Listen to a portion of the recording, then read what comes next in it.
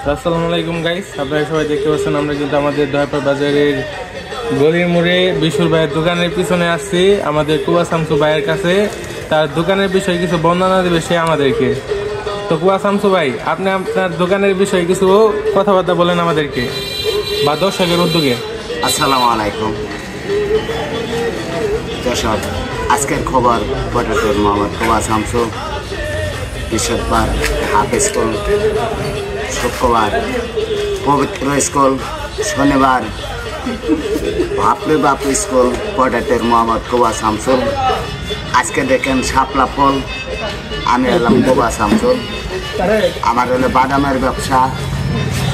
আমরা জাল টক, মিষ্টি টক, আচার, পাগলো আচার, সব ধরনের আচার, যেটা ফালপারানির আচার ব্যবসা আমি শামসুর ব্যবসা করি।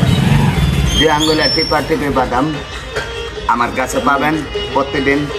আজকে হাফ স্কুল, আজকে বন্ধ। শুক্রবার শনিবার বন্ধ, সপ্তাহে 5 দিন খোলা থাকবে।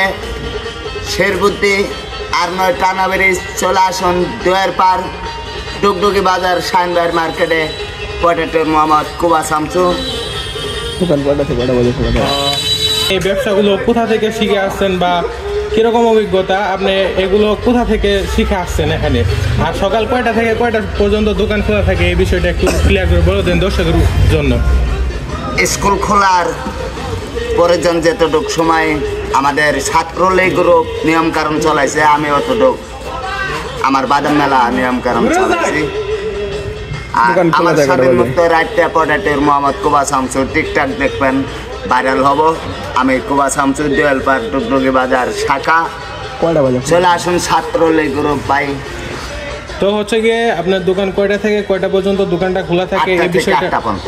আচ্ছা, 8টা থেকে। গাইস, আপনারা জানতেছেন যে 8টা থেকে 8টা পর্যন্ত, 8টা পর্যন্ত, মানে সকাল 8টা থেকে রাত 8টা পর্যন্ত দোকানটা খোলা থাকে।